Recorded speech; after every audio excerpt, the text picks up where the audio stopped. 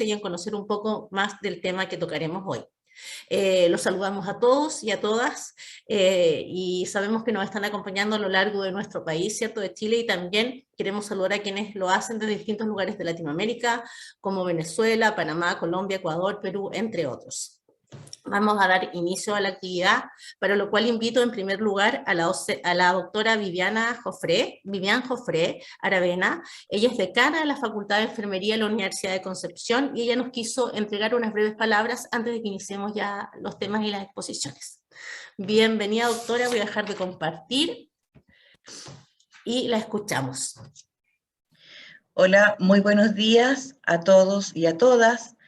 Es para mí un verdadero placer poder hacer la inauguración de esta capacitación organizada en conjunto con la Liga Chilena contra la Epilepsia y la Facultad de Enfermería de la Universidad de Concepción.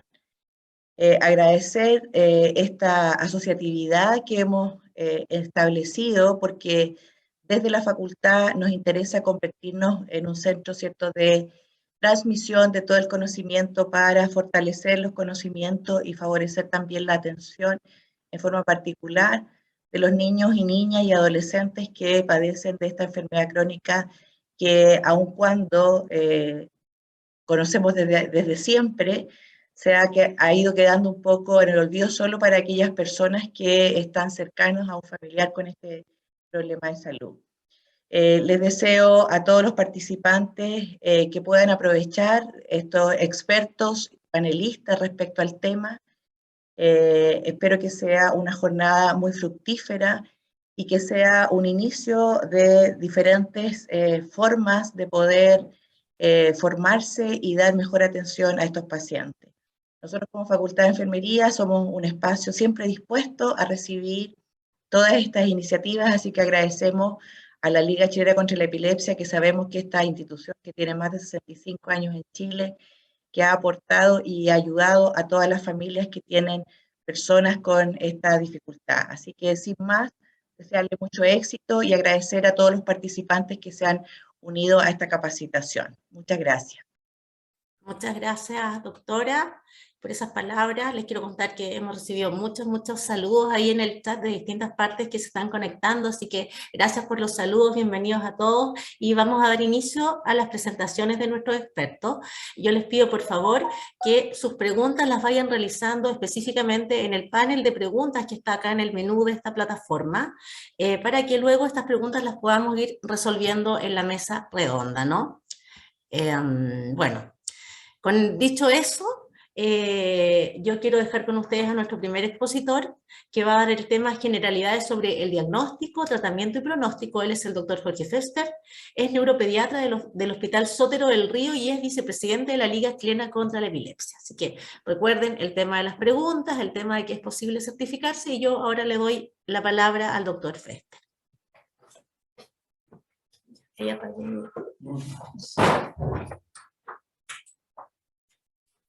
Lo dejo yo esto porque haré mi presentación.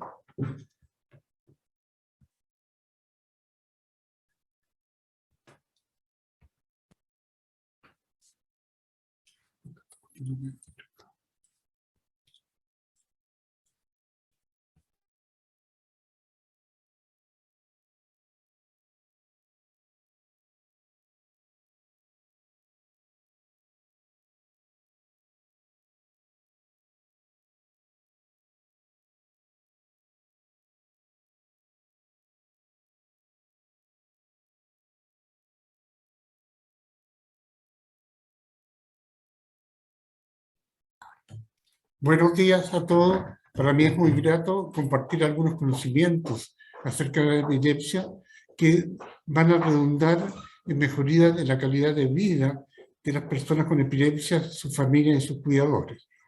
Introduciendo este tema,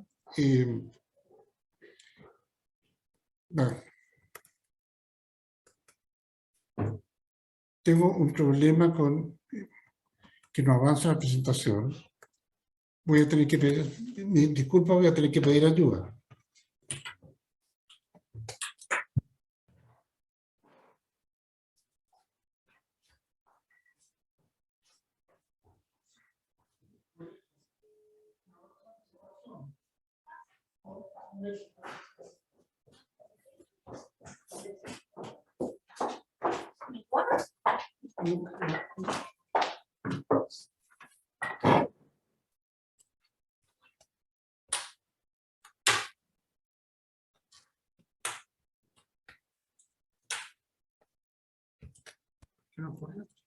¿Cómo avanzo?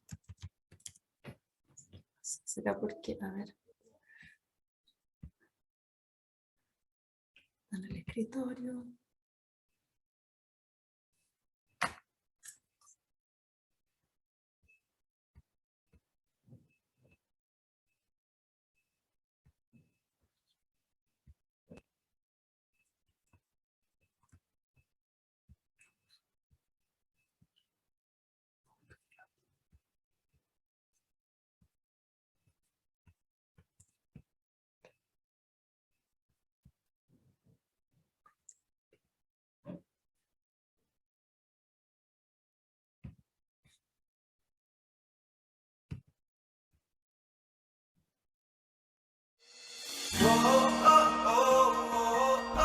Si de servicios a la comunidad se trata, en la Liga Chilena contra la Epilepsia tenemos una historia de más de 65 años que habla por nosotros. Nuestras voluntarias iniciaron la labor entregando medicamentos a pacientes con epilepsia en los pasillos del Instituto de Neurocirugía y hoy ya tenemos 16 sedes a lo largo de todo Chile, transformándonos en la institución especialista en epilepsia más importante de América Latina. En la Liga nunca nos olvidamos de lo más importante, las personas, nuestros pacientes y sus familias. Para ellos tenemos una atención médica especializada, laboratorios para exámenes y tratamiento terapéutico con apoyo económico si lo necesitas. Pero nuestra labor no para ahí, ya que educamos sobre epilepsia a equipos.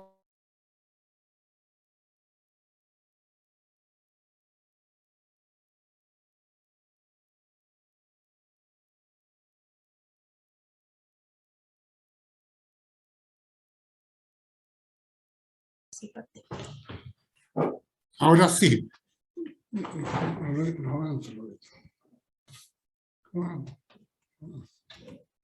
Ay, hay un problema. A ver. A ver. A A ver, les voy a pedir un poquito de paciencia y las disculpas del caso. Estamos con algunos problemas técnicos, así que los voy a dejar con un video y vamos ya a solucionar esto y partimos de inmediato.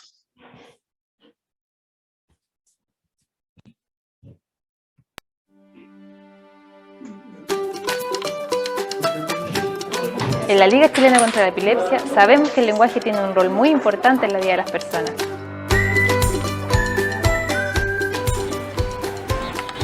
Porque no solo nos permite funcionar como sociedad, sino que si lo usamos correctamente también nos puede ayudar a la inclusión social. Es por eso que tenemos que poner atención en la forma que nos dirigimos a los otros. La epilepsia no define ni determina la identidad de quienes la tienen. Es por eso que nos hace sentido decir persona con epilepsia en vez de decir es epiléptico. Proponemos decir él tiene epilepsia y no sufre de epilepsia.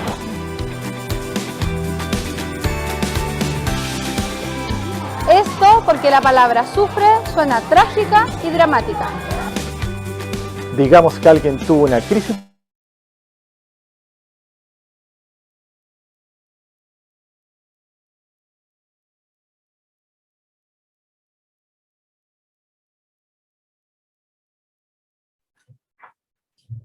Ahora sí, la tercera evaluación.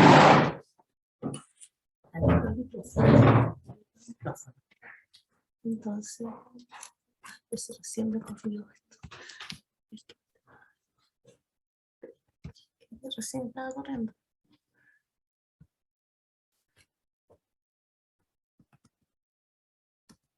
Ya, ahí.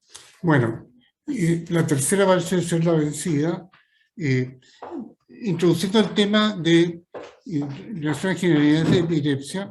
Voy a comentar que la humanidad en todos los tiempos se ha ocupado de esta enfermedad. Desde que hay registro de la historia del hombre, la epilepsia ha acompañado esta historia del hombre. Y hay varios motivos que explican este alto interés. Pues la epilepsia es una condición muy frecuente, es la segunda condición neurológica más frecuente después de la cefalea, ¿ya? Y que las crisis parecen incontrolables, son inesperadas, imprevisibles. La epilepsia es bastante democrática, no distingue edad, raza, sexo, nivel socioeconómico, pero en relación al nivel socioeconómico no es tan así, porque el hemisferio sur, a nivel mundial, tiene más epilepsia que el hemisferio norte, porque las condiciones de saneamiento ambiental influyen en algunas causas de epilepsia, ¿ya?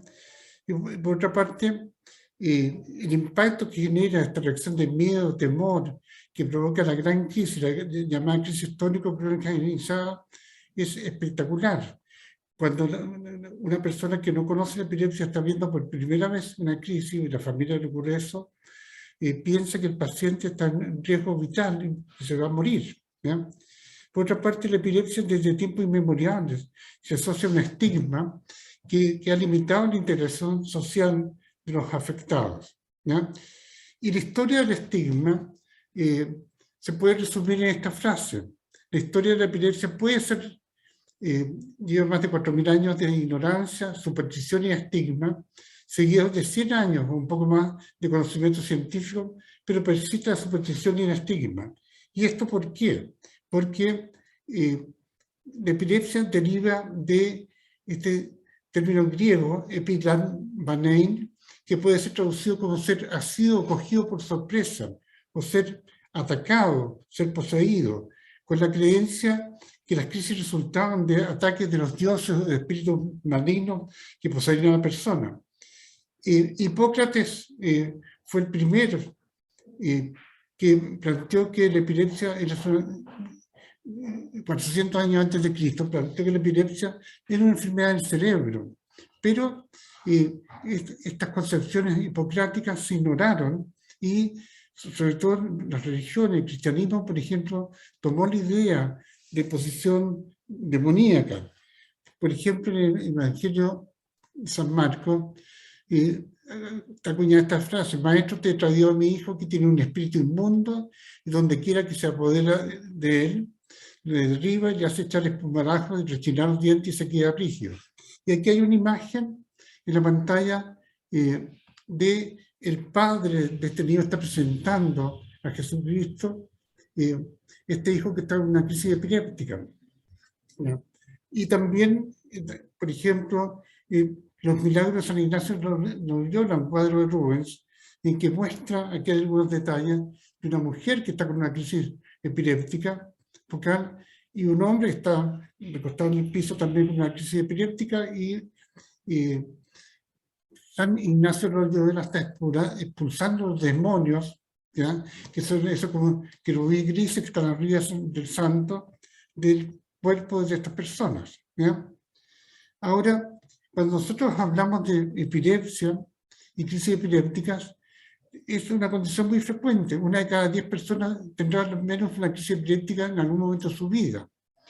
En el mundo, un poco más de 50 millones de personas tienen epilepsia y probablemente las epilepsias afectan aproximadamente a alrededor de 250.000 personas en Chile, ¿ya? Y cuando hablamos de epilepsia y crisis epiléptica, tenemos que definir qué es una crisis epiléptica. Es un episodio breve, habitualmente autolimitado, paroxístico de inicio y término súper repentino, brusco, y que se produce una disfunción eléctrica cerebral, ¿ya? Que va a originar diversos síntomas o signos de acuerdo a la localización donde está originada esta descarga normal. Se va a manifestar por alteraciones de la conducta, del sensorio, síntomas motores, es lo que nosotros llamamos convulsiones, síntomas sensitivos, por ejemplo, una sensación de hormigueo que parte desde la mano, va subiendo la extremidad superior hasta llegar a la cara y después se pierde conocimiento, una crisis focal con alteración sensitiva o autonómico, episodios de palidez o sudoración o de piloerección. Y se ponen como, cuando la gente habla, se ponen los pelos de punta. Cuando esta crisis es desencadenada por un trastorno agudo irreversible de la función cerebral, la denominamos crisis aguda sintomática o provocada. Por ejemplo, hipoglicemia, ejemplo, convulsiones febriles en niños, crisis convulsiva después de un TEC o por una intoxicación alcohólica. Ahora, en este esquema está graficado en el extremo superior derecho la actividad normal, que es cerebral, que muchos circuitos están funcionando de forma asincrónica, descargando cada neurona por su cuenta.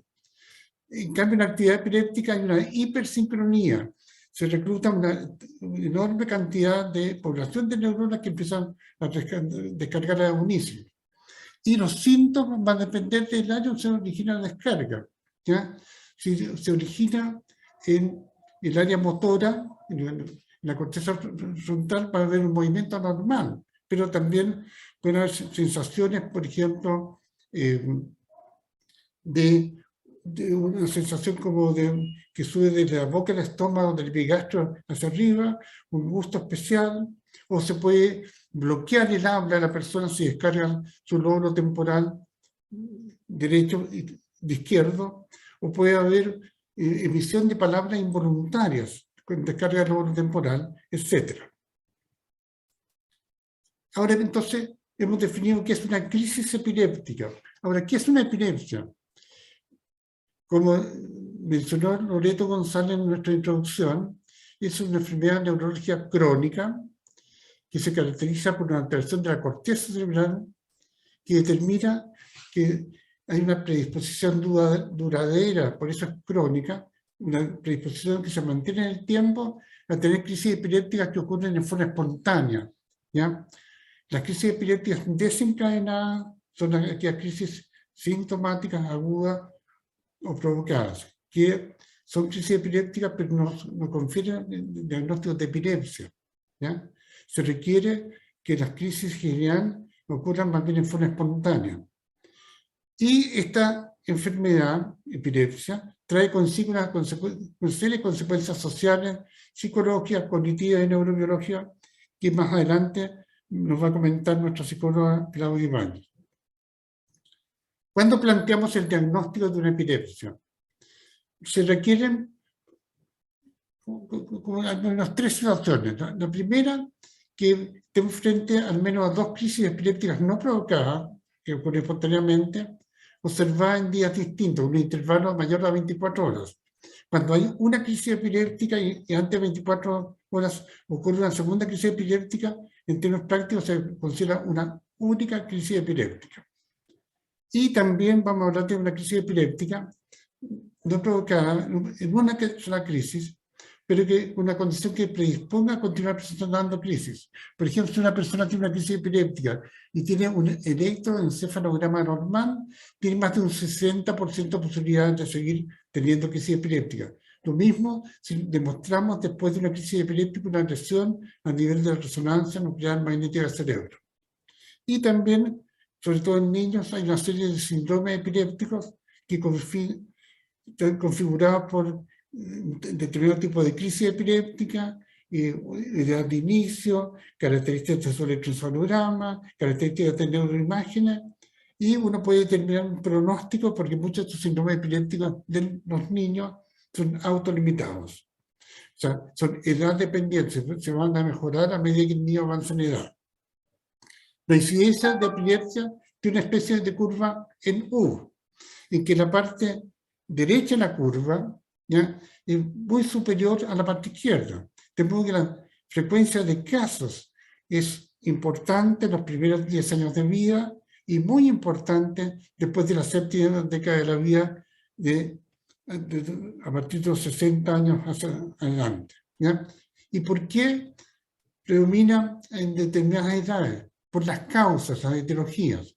Por ejemplo, a nivel de recién nacido, ¿ya?, probablemente todo lo que son secuelas de patología perinatal, asfixia neonatal, encefalopatía hipoxiogémica, es una causa importante. A nivel de lactantes y niños menores, también vamos a ver frecuentemente alteraciones de la estructura cerebral, malformaciones congénitas que afectan a la corteza del cerebro.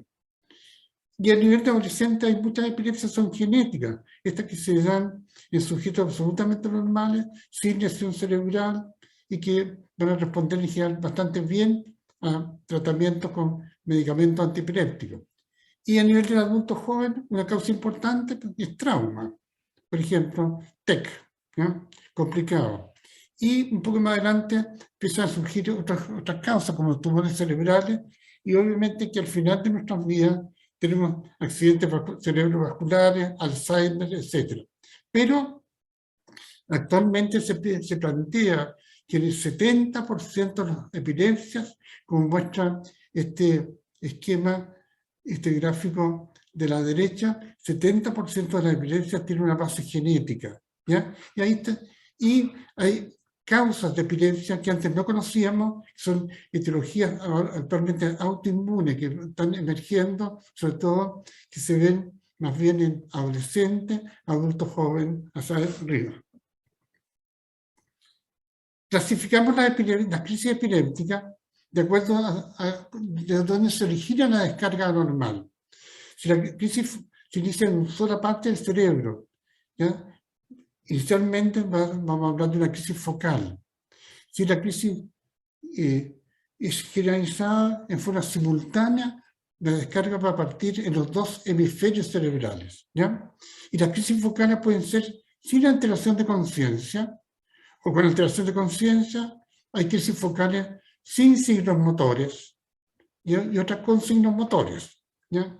Por ejemplo, una crisis focal sin signos motores, lo que comentaba yo, una sensación de hormigueo, parestesia, que se extiende desde la mano, va subiendo hacia el antebrazo y toca toda la extremidad, en la cara, y después puede haber una pérdida de conciencia, ¿ya? Y la crisis generalizada, uno va a describir el fenómeno motor predominante. Si es contractura muscular, es tónico. Si es contractura más relajación, intermitente, clónica, ¿ya? Y las mioclonías son como sobresaltos de extremidades superiores. Las crisis atónicas, pérdida de tono postural. Y las crisis de ausencia, desconexión. Voy a dar algunos ejemplos de crisis focales. La crisis focal entonces compromete una sola porción del cerebro inicio, de la corteza cerebral. Ahí está graficado que hay una lesión en la corteza cerebral, ¿ya? Y eso va a hacer que ocurra, por ejemplo, vamos a ver ahora una crisis focal en una joven, una adolescente, que consiste en que gira la cabeza hacia el lado derecho, izquierdo, levanta el brazo izquierdo, tiene una postura que se llama distónica del brazo derecho, ¿ya? Ustedes observen el brazo, la mano derecha y izquierda, hace un automatismo y hace unos fenómenos como de chupeteo. Y ahí el neurólogo sabe que lo que esa crisis se está originando probablemente en el lóbulo temporal izquierdo, ¿ya? Derecho, que está afectando, que permite entender este giro de la cabeza hacia izquierda y esta elevación del brazo izquierdo. Y la postura de la mano derecha va a reflejar, que sea una postura histórica, para decir, mira, este es el lado derecho del cerebro que está descargando, ¿ya? Esta es una crisis tónica generalizada. Una crisis generalizada, entonces la crisis se inicia simultáneamente en ambos hemisferios del cerebro, ¿ya? Y, por lo tanto, la crisis parte con alteración de conciencia. En cambio, las crisis focales se puede producir alteración de conciencia o no, pero nunca parten con alteración de conciencia. Un ejemplo de esta crisis es una crisis de ausencia de la niñez. Esta niñita está soplando un remolino para provocar hiperventilación, para que respire como cesárea. Está con un registro continuo de video y electroencefalograma. Ustedes van a ver que en la pantalla, en el lado derecho del registro de electroencefalograma, se va a alterar y esta niñita ahora parte, se va a desconectar. Happy. Tiene un parpadeo fino, ¿ya? Esto dura 5 segundos o menos, vuelve a la normalidad. Entonces el compromiso de conciencia provoca la desconexión, pero vuelve rápidamente a la normalidad una vez que termina esta crisis que duró. Y cuando hay una crisis de ausencia, probablemente, si sin tratamiento, esta niñita puede tener 200, 300 episodios en el día. Ahora, ¿por qué es tan importante clasificar las epilepsias? ¿Para qué sirve? Para el neurólogo es clave clasificar esta epilepsia, las crisis, tanto como los síndromes epilépticos, porque determinan conductas de exploración diagnóstica. Por ejemplo, si esta niñita preescolar tiene crisis de ausencia, yo sé que no tiene sentido hacer una resonancia nuclear magnética del cerebro porque va a estar normal, ¿ya? Si tiene una crisis de ausencia, yo sé que debo escoger una terapia específica, que unos medicamentos van a agravar la crisis de ausencia y otros los van a mejorar. Y voy a terminar un pronóstico. Es altamente probable que esta niñita, cercana a su edad de desarrollo puberal, remita su enfermedad, desaparezca en el tiempo. Y por eso es importante clasificar qué tipo de epilepsia estamos viendo. Ahora, el diagnóstico debe ser hecho por un neurólogo, ojalá experto más especializado en este tema, pero cualquier neurólogo, tanto neuropediatra como neurólogo adulto, está preparado para hacer un diagnóstico clínico y se basa en disponer de un relato adecuado de los síntomas y signos que presenta el paciente. Necesitamos testigos, a veces el relato del paciente. El celular y la cámara de video celular significa altos beneficios, porque la familia puede grabar estos episodios cuando se repiten en el tiempo y el médico lo puede ver y saber si esto corresponde a un fenómeno de crisis epiléptica o no. Y tomamos en cuenta también los antecedentes del paciente, la historia, si ha tenido enfermedades previas, historia de desarrollo psicomotor, a nivel de los niños, si hay déficit cognitivo o no a nivel de los adultos, etc. Y todo lo que es historia familiar, porque la parte genética en epilepsia es importante.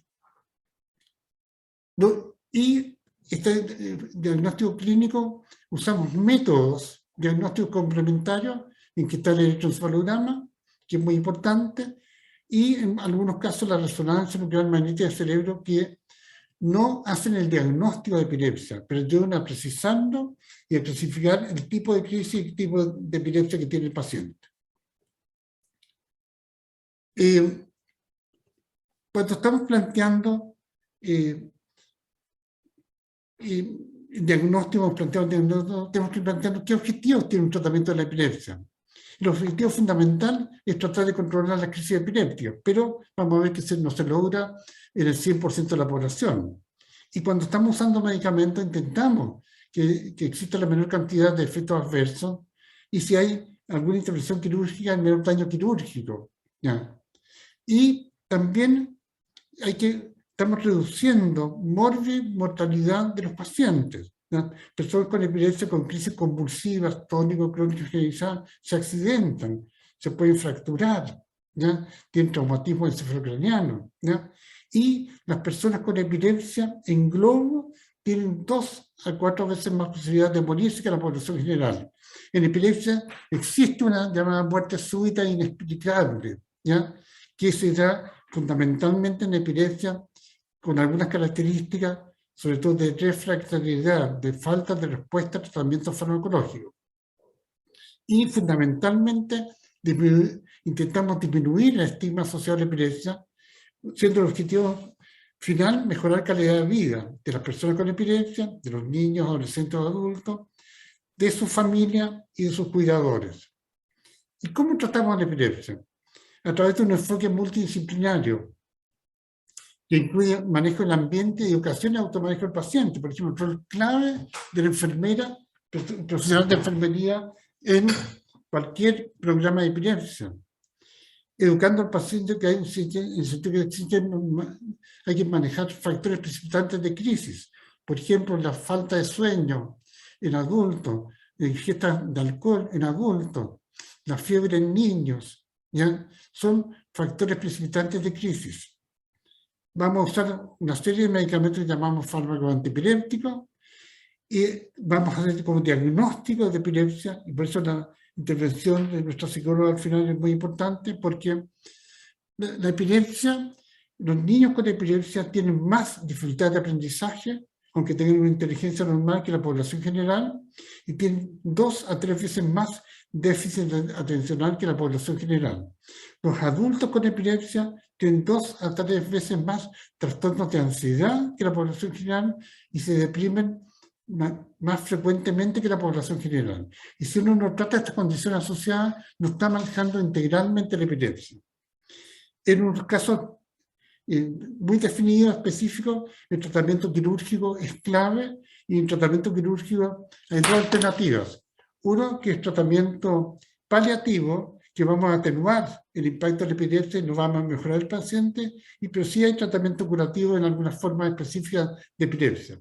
Y hay otras terapias alternativas, como por ejemplo, uso de corticoides, inmunomoduladores, ¿ya? Dietas especiales con la dieta cetogénica. ¿Qué es un fármaco antipiléptico? Un fármaco que solamente disminuye la frecuencia y severidad de las crisis con personas de epilepsia. El tratamiento antipiléptico es un tratamiento sintomático, trata los síntomas de la crisis. No estamos modificando la condición de epilepsia de base. No curan la enfermedad. Entonces, ¿por qué algunas epilepsias se mejoran con tratamiento farmacológico y remiten? Porque probablemente el tratamiento le está dando tiempo al cerebro de esta persona que fabrique mecanismos para controlar estas descargas anormales. ¿Ya? ¿Qué es lo que se espera? Respuesta con terapia de fármacos antipilépticos en la epilepsia. Cuando estamos usando monoterapia, un solo medicamento, que es la indicación habitual, vamos a lograr un 70% de buen control de crisis con un solo medicamento. Pero va a quedar un 30% que va a lograr, va a tener mal control de las crisis, y cuando combinamos medicamentos, apenas un tercio de este grupo va a lograr mejor respuesta, ¿ya? De modo que vamos a tener alrededor de un 20% de la población con epilepsia que va a tener poco control de sus crisis con tratamientos farmacológicos. Y por eso ese grupo que es refractario vamos a tener que buscar otras alternativas terapéuticas. Dentro de estas alternativas terapéuticas está la dieta cetogénica, uso de inmunoglobulinas, corticoides, estimulador vagal y algún tipo de cirugías. Ahora, el pronóstico de la epilepsia depende fundamentalmente de la forma clínica, de saber qué es lo que estamos tratando. Hay formas de epilepsia que de inicio tienen excelente pronóstico, esto fundamentalmente en niños, ¿ya? Hay formas de epilepsia del adulto, del adolescente adulto, que responden muy bien al tratamiento, pero van a acompañar parte de la vida del sujeto, ¿ya? Y alrededor del 60% de las epilepsias del inicio de la niñez se mejoran, porque son epilepsias edad dependientes y que tienen una base genética. Lo que podemos afirmar que el 70% de las personas con epilepsia controlan totalmente su crisis con fármacos antipilépticos y pueden y deben hacer una vida absolutamente normal. Con esto termino mi presentación, agradeciendo su atención y pidiendo disculpas por estas dificultades técnicas que tuvimos hoy día. Gracias. Muchas gracias, doctor. Le pido que deje de compartir, por favor. Eso. Bueno, muchas gracias a todos y a todas por la paciencia. Tuvimos algunos pequeños problemas técnicos de estas cosas que ocurren cuando estamos acá en vivo, ¿cierto? Pero agradecemos al doctor por esa exposición y vamos a presentar a continuación a nuestra segunda panelista, Catherine Moreno, enfermera de la Liga Chilena contra la Epilepsia. Catherine nos va a estar desarrollando el tema manejo seguro de crisis de epilepsia en ambulatorio y en servicios de urgencia. Bienvenida, Catherine. Bueno, buenos días a todos los que están conectados. Veo que hay harta gente. Voy a empezar a compartir. Perdón.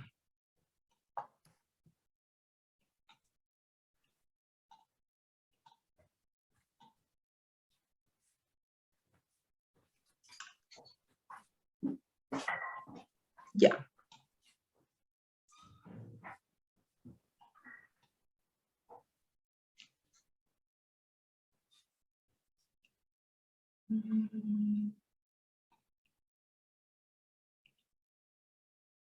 Ahí estoy compartiendo mi pantalla.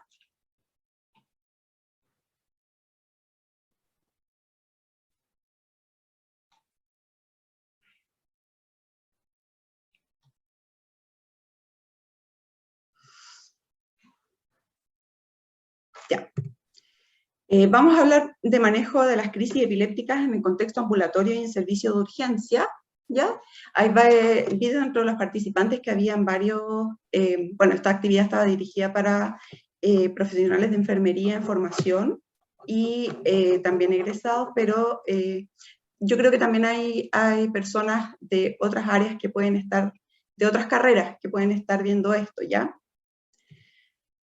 Partir que, como tal lo dijo el doctor Fester en su presentación, como enfermería, como profesionales de enfermería, cuando nos enfrentemos a una persona con epilepsia, vamos a poder desarrollar todas nuestras áreas definidas de acción, ¿ya? Tanto asistenciales, educativas, de gestión, de investigación. Porque este contexto que tiene la epilepsia frente a otras enfermedades crónicas es diferente, ¿ya? Y lo da el tema del estigma, que para los pacientes es mucho más perjudicial que las propias crisis. Y siempre, siempre, siempre, la persona, el paciente con epilepsia, va a requerir un manejo integral, ¿ya? Y aquí el trabajo en equipo es la clave del éxito para lograr mejorar la calidad de vida de estas personas, que es el rol fundamental. Ya esto no pasa solo por la consulta médica, las indicaciones médicas y el manejo de la crisis, sino que tiene un contexto psicosocial que también lo va a desarrollar después clave. Respecto a las crisis epilépticas, recordar lo que nos comentó el doctor Fester, que se clasifican de acuerdo a el lugar en el cerebro en el que esté esta alteración eléctrica. Entonces vamos a tener crisis de inicio focal, un lugar del cerebro específico está con esta descarga, las crisis generalizadas, que aquí aparece la convulsión, que comúnmente se asocia como única crisis epiléptica, pero ya sabemos que no es así, y otras que se presentan, son términos más médicos, ¿ya? Pero para el manejo de crisis vamos a enfocarnos en lo que puede ser crisis focal o crisis generalizada. En las crisis focales, como nos comentaba el doctor, la descarga eléctrica anormal está en un punto específico del cerebro, ¿ya? Por lo tanto, la crisis epiléptica, la manifestación en el cuerpo que nosotros vamos a poder observar en la persona va a ser muy variada, ¿ya? A diferencia de una crisis convulsiva, en una crisis focal nos va a parecer que algo raro está pasando, se le mueve alguna parte del cuerpo, lo que asociamos comúnmente a crisis epiléptica, o puede que solamente refiera a sensaciones y esté consciente, ¿ya? No siempre hay pérdida de conocimiento. Este es un evento que, como les digo, no nos va a asustar, nos va a parecer que a esta persona algo raro le sucede, ¿ya? Y por eso es importante que el diagnóstico lo haga un médico especialista, porque es muy variado. ¿Qué vamos a hacer si vemos a una persona con una crisis focal? Ojo, si el paciente tiene el diagnóstico de epilepsia, ¿ya? Ahora ya sabemos que lo que debemos hacer, la siguiente pregunta es, ¿qué tipo de crisis tiene? Y esa información es muy importante, ¿ya? Para todos los contextos. Si tiene crisis focales, nos va a relatar cómo es su crisis, ¿ya? Entonces, no vamos a estar a ciegas solo esperando una convulsión en una persona con epilepsia. Y nos va a relatar las crisis focales, como les digo, pueden ser muy diversas, dependiendo del lugar del cerebro en el que esté esta alteración, tal como mostraba en los videos el doctor. ¿Cómo vamos a actuar frente a una crisis focal o frente a una persona que se está comportando de manera extraña que ya nos puede hacer sospechar que esto sea una crisis? En las crisis focales, la persona experimenta movimientos involuntarios, se desconecta del medio y deja de hacer lo que estaba haciendo, pero en pocos segundos se recupera. En estos casos, lo único que tienes que hacer es observar al paciente, cuidar que no se haga daño y acompañarlo cuando termine la crisis. Las crisis focales en general son cortitas y, como les digo, es un evento que, a diferencia de una convulsión, no nos va a asustar. Algo raro le pasa a esta persona. Si ya tiene el diagnóstico, vamos a saber cómo es su crisis. En cambio, las crisis generalizadas, que pueden ser de distintos tipos, la que se conoce, la que hasta ahora muchos de ustedes pueden haber pensado que era la única crisis epiléptica que existía, y la que le genera este estigma a las personas con epilepsia, es la crisis tónico-clónico generalizada o convulsión. ¿Por qué genera un estigma? Porque al hablar de epilepsia, Inmediatamente se nos viene a la mente la convulsión y creemos que todas las personas con epilepsia tienen crisis convulsiva. Y no es así. Pero la crisis convulsiva es un evento que sí nos va a llamar mucho la atención. Siempre nos va a asustar. La persona tiene la descarga eléctrica normal, toma todo el cerebro, por lo tanto la manifestación clínica, lo que vamos a observar, ocurre en todo el cuerpo. Ya no es que una sea más grave que la otra, sino que al estar todo el cerebro con esta descarga, todo el cuerpo se manifiesta. Y por eso esta crisis tiene estas particularidades. ¿Qué debemos hacer frente a una persona que presenta una crisis tónico-clónico generalizada o convulsión? Ahora te explicaré qué hacer en caso de que una persona tenga una crisis convulsiva. Es importante mantener la calma. Al caer al suelo, debemos evitar que la persona se golpee la cabeza. Pongamos debajo de ella una mochila, un polerón, lo que tengamos a mano. Segundo, despejemos el lugar. Al haber sacudidas, es importante evitar que se golpee. Tercero, no intentes abrir la boca ni meter nada dentro de ella. Es un mito esto de que la lengua se corta o se puede tragar. Cuarto, debes tomar el tiempo que dura la crisis. La crisis termina cuando terminan las sacudidas. Eso dura alrededor de 2 minutos. Es importante tenerlo en cuenta porque si la rigidez o sacudidas se prolongan por más de 5 minutos, debes llevarlo al servicio de urgencia. Una vez que para la crisis, para las sacudidas, la persona aún no recupera la conciencia. En ese momento, y como quinto paso, debes ponerlo de lado y esperar a que se recupere. Es normal que despierten confundidos. Debes acompañarlo, intentar mantener su privacidad. Esos son solo los 5 pasos que debes seguir para tratar una crisis convulsiva. Esto que nosotros resumimos en 5 pasos para poder educarlo y difundirlo es lo fundamental que hay que hacer frente a este evento. Este evento siempre nos va a causar mucho temor, ¿ya? Pero eso es lo que hay que hacer. ¿Cuándo termina la crisis? ¿Cuándo termina la convulsión? Cuando el cuerpo se relaja y no hay más hipertonía o rigidez y se acaban los movimientos. Pero la persona aún no ha recuperado la conciencia, ¿ya? El proceso que se demora en recuperar la conciencia desde la crisis es más largo. ¿Qué vamos a hacer a continuación? Ya no está convulsionando, no está teniendo la crisis, lo vamos a poner de lado en posición de seguridad, que para los que somos estudiantes o hemos estudiado en temas de salud, es la misma posición de seguridad que se usa para la reanimación para cualquier persona que esté inconsciente. Lo ponemos de lado. La saliva que se acumuló en la boca, que muchas personas piensan que es espuma, es solo saliva, que al estar todo esto rígido se acumula en la boca y al haber movimiento se bate. Al ponerlo de lado va a salir de la boca. La lengua se puede morder, ¿ya? Pero no se traga, no se corta. Y puede haber sangre también. Al ponerlo de lado mantenemos permeable la vía aérea.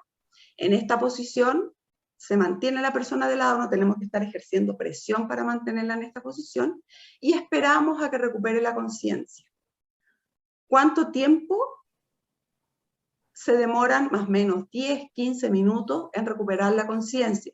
Y la recuperación de conciencia es paulatina, va a ir despertando de a poco, va a despertar, no me va a conocer, no va a saber cómo está, no va a saber quién es, ya hasta que efectivamente sé que está consciente cuando ya está la persona enfocada en quién es, cómo se llama, dónde está. Y en el caso de los niños que no tienen el lenguaje tan desarrollado, vuelve a ser un niño como nosotros lo conocemos. Mientras esperamos este proceso, nunca lo vamos a dejar solo, siempre acompañado.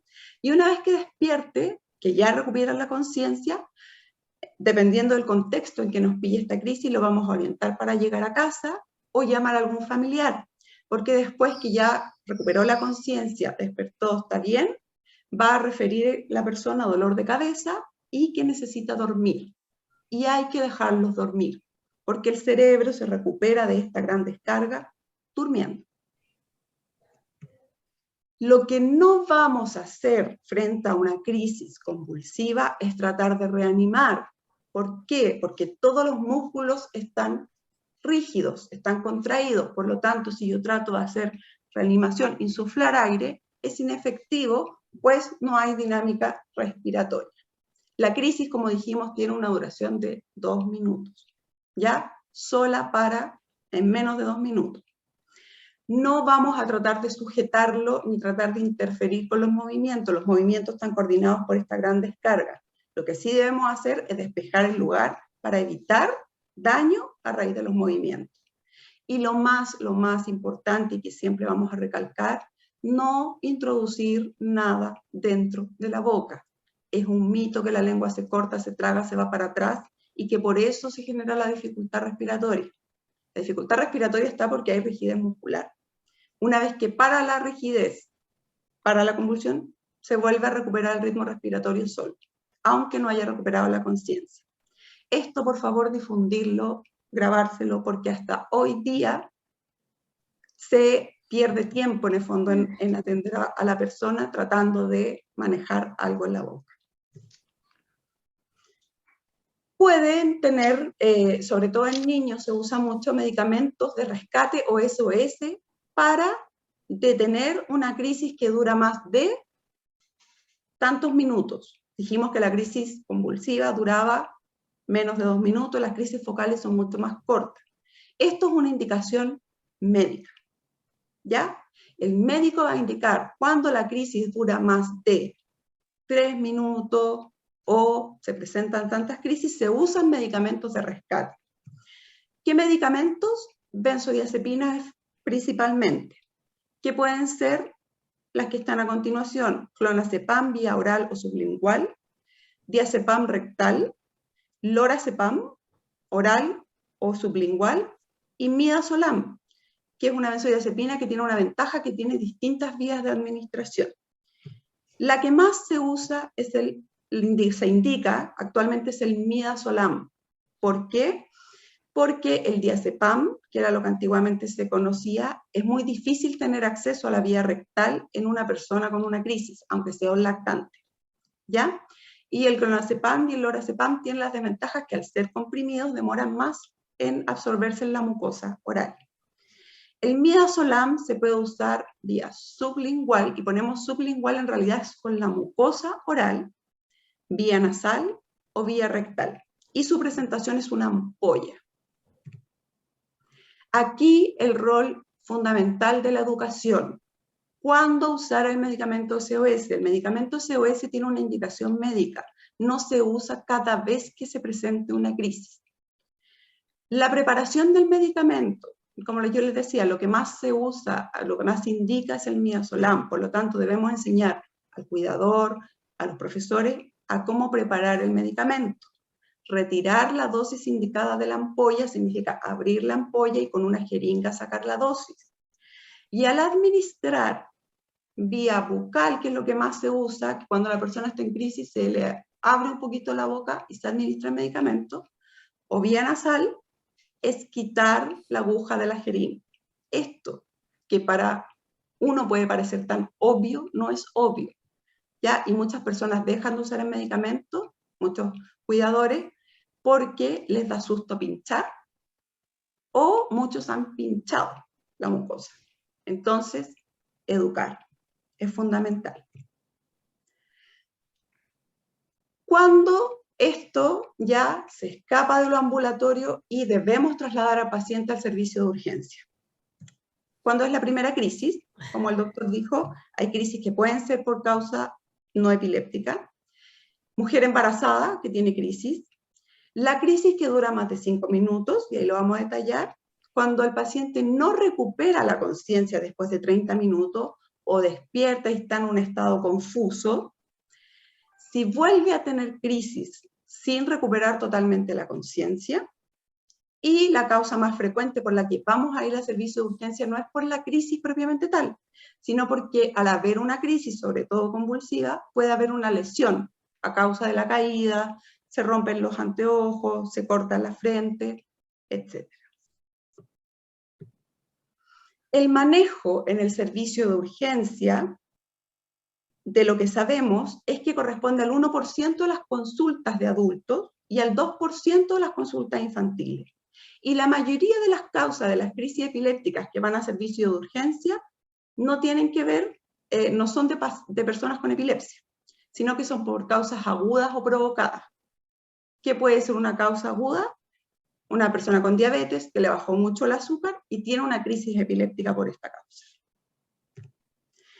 Cuando llevamos a una persona al servicio de urgencia a consecuencia de una crisis epiléptica, lo que estamos tratando de evitar es que caiga en un estado epiléptico, que es una emergencia, que constituyen aquellas crisis que se sostienen lo suficiente en el tiempo o se repiten con una frecuencia suficiente, de manera que la recuperación entre crisis no ocurre.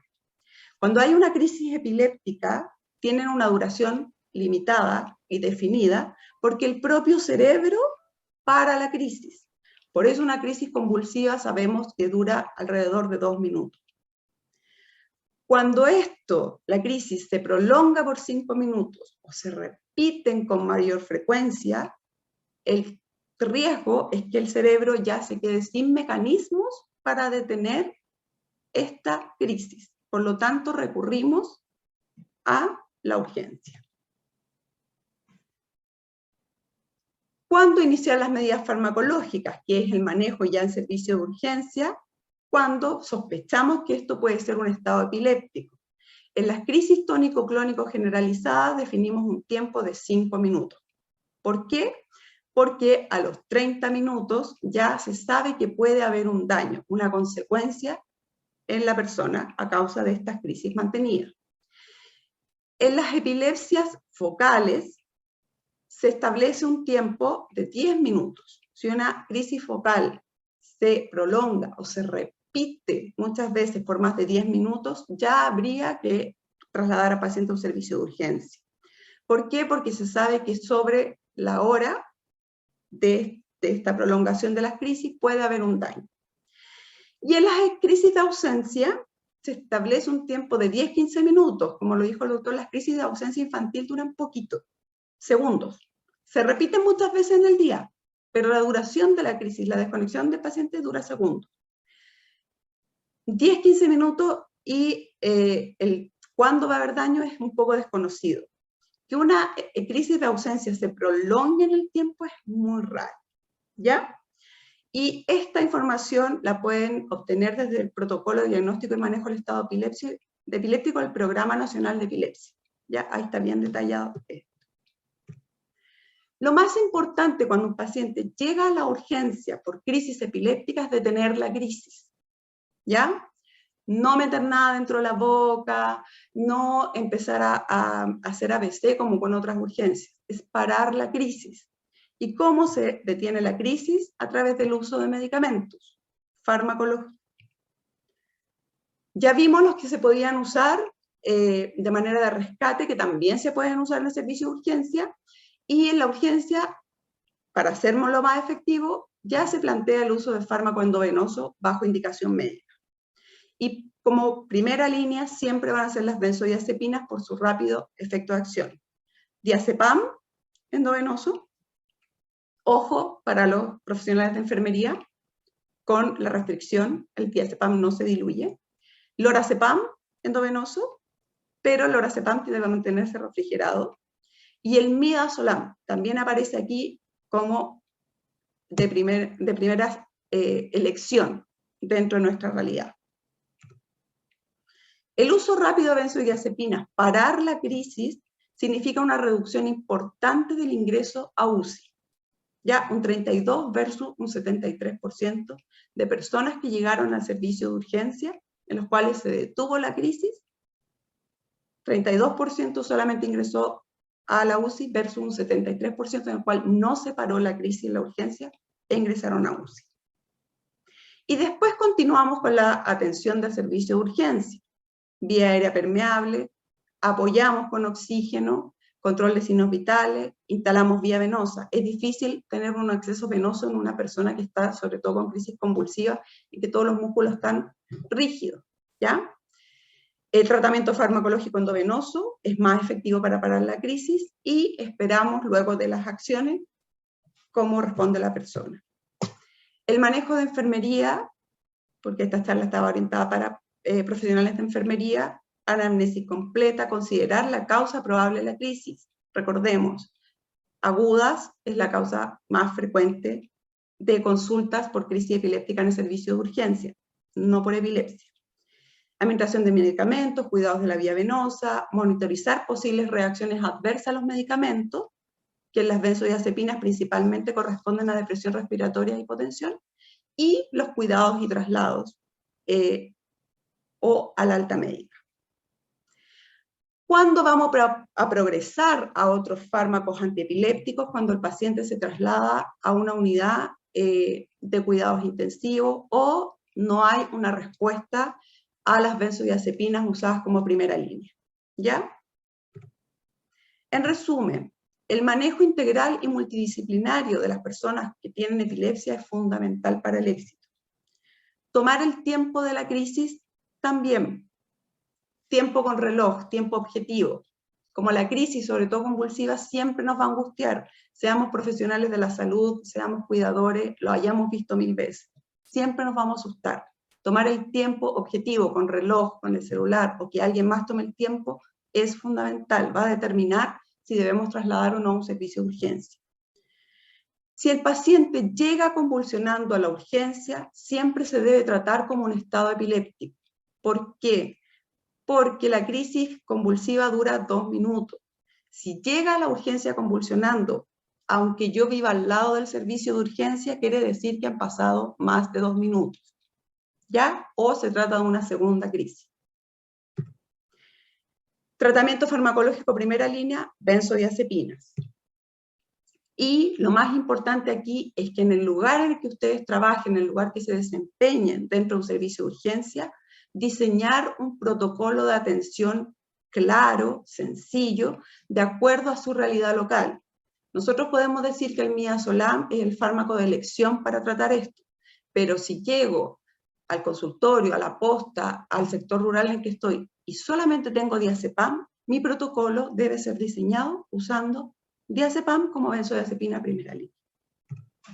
Muchas gracias, ahí les dejo todos nuestros canales de contacto y después vamos a estar atentos a las preguntas para responderlas. Muchas gracias, Catherine, por la presentación. Y vamos a pasar a la tercera clase. En esta parte igual les quiero recordar con respecto a la certificación, que para esta necesitamos solamente el requisito de la asistencia que queda registrada por defecto cuando ustedes entran al seminario. Quienes lo están haciendo desde otra cuenta, desde otro correo o desde algún dispositivo, nos pueden mandar un correo a cursos@liche.cl o a mi correo que es loreto.gonzalez@liche.cl. Ya lo voy a poner ahí en el chat para algunas personas que me han preguntado. Y ahora quiero dejar con ustedes a nuestra tercera panelista, a Claudia Ibáñez, de profesión psicóloga Claudia.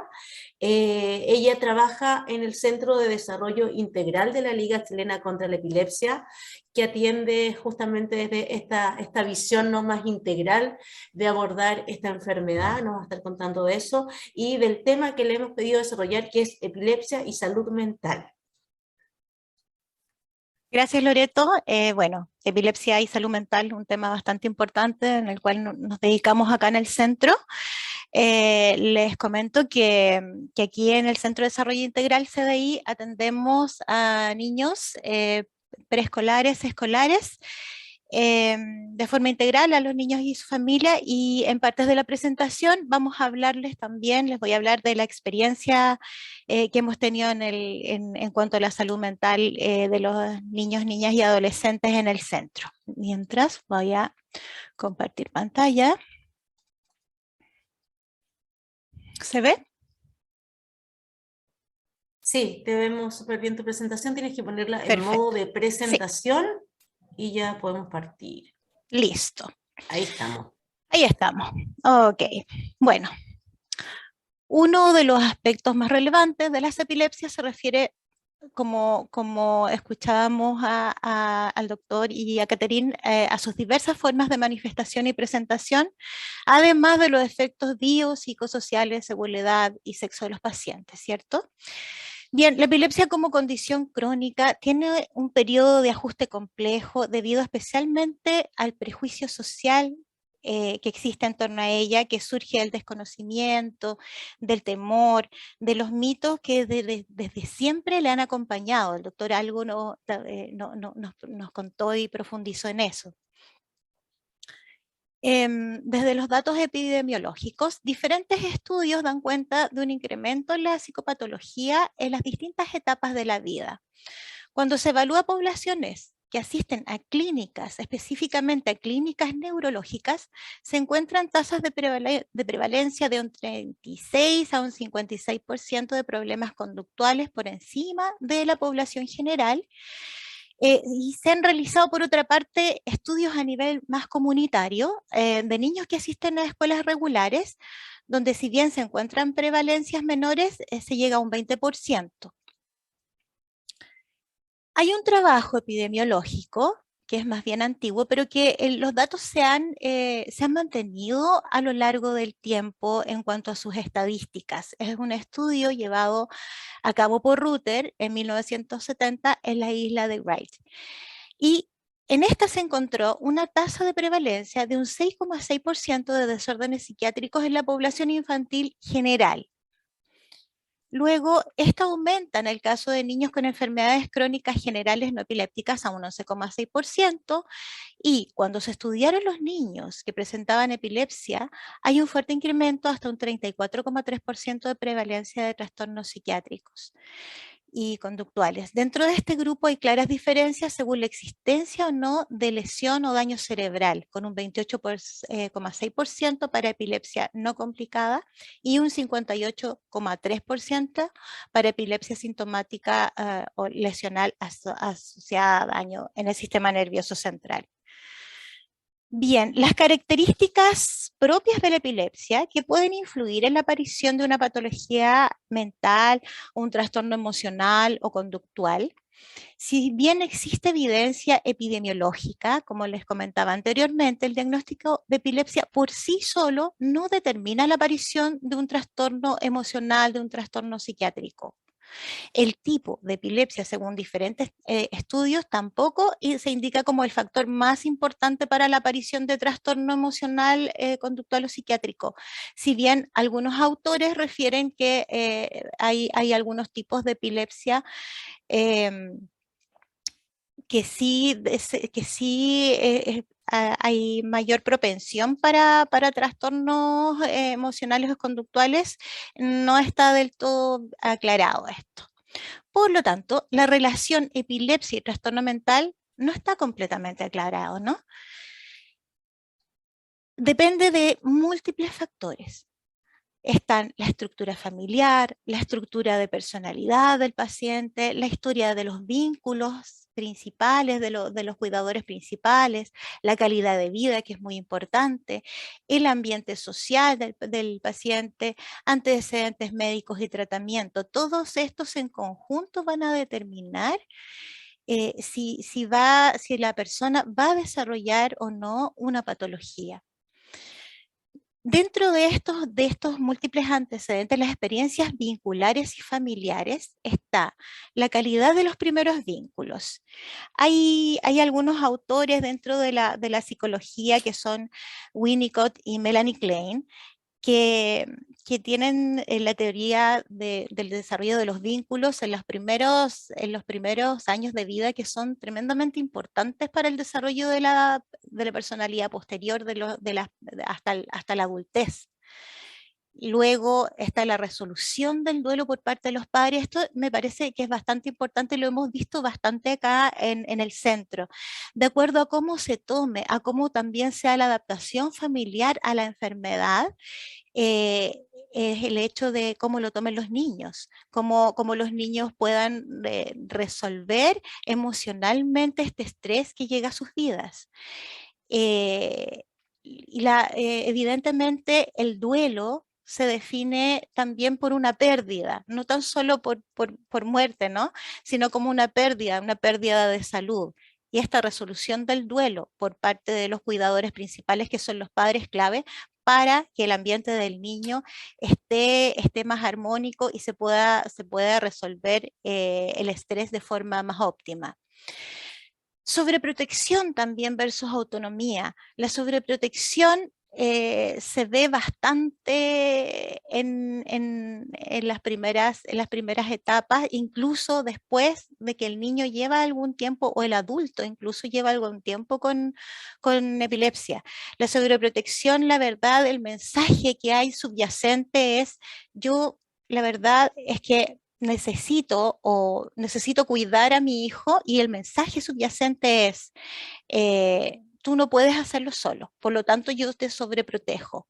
La sobreprotección evidentemente que surge de los miedos de los padres o de los cuidadores, porque hay crisis que son difíciles de controlar y se tiende más a la sobreprotección, o a veces no, llegado el diagnóstico se tiende a la sobreprotección. Versus autonomía, que en realidad la autonomía es lo más sano que podemos pavimentar un camino en donde el paciente, ya sea niño o adulto, pueda tener el desarrollo de una vida más adaptada y normal y sana. Cuando las expectativas también son sobredimensionadas, o son bajas, también hay un punto aquí en donde el niño se resiente. Hemos recibido acá en nuestra experiencia en el centro padres con expectativas sobredimensionadas en relación a temas que son del funcionamiento y del funcionamiento y la funcionalidad de los niños. Acá recibimos niños con muchos, es un tema que vamos a profundizar un poquito más adelante, con algún trastorno de aprendizaje. Y las expectativas, por ejemplo, de algunos padres son: bueno, no importa, está bien, mi hijo de repente va a mejorar, no es tan importante el tratamiento. Es donde se minimiza el tratamiento como una forma de negación, que surge del estrés también de los cuidadores o de los familiares.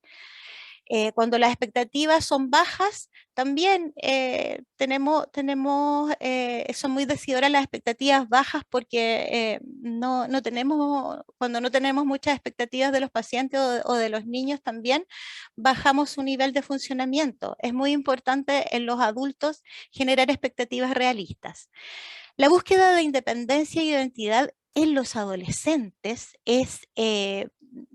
está claro que es un desarrollo que empieza a esa edad de forma bastante clara. Hay que darle espacio a los adolescentes, si bien en los adolescentes esta búsqueda de independencia e identidad a veces se pone en oposición a los controles médicos, a la ingesta de fármacos, y es ahí donde los familiares tienen que cuidar darle independencia e identidad, pero también cuidado. La autovaloración y autonomía del adulto también es bastante clave por parte de los familiares y de sus vínculos, porque en esta autovaloración y autonomía se le da la posibilidad de ocupar un espacio digno dentro de la familia y ser una persona de valor dentro de la familia y de los vínculos importantes. El ambiente sociocultural y la calidad de vida también en salud mental en las personas con epilepsia es bastante importante, porque se le otorga ahí un espacio como sujeto que requiere también de cuidado, pero un espacio digno donde él pueda funcionar. El ambiente cultural donde se integra la diversidad, donde se evite la estigmatización de la cual hablábamos, es bastante clave. Que las personas, los niños, adolescentes, adultos tengan satisfacción vital. Las redes sociales de apoyo para nosotros como profesionales de la salud, tenemos que estar muy atentos a eso. Si bien nos llega un paciente que tiene epilepsia, ya sea niño o adulto, tenemos que estar muy pendientes de sus redes sociales de apoyo y trabajar en conjunto con estas redes, no tan solo con el paciente, sino con todo su entorno.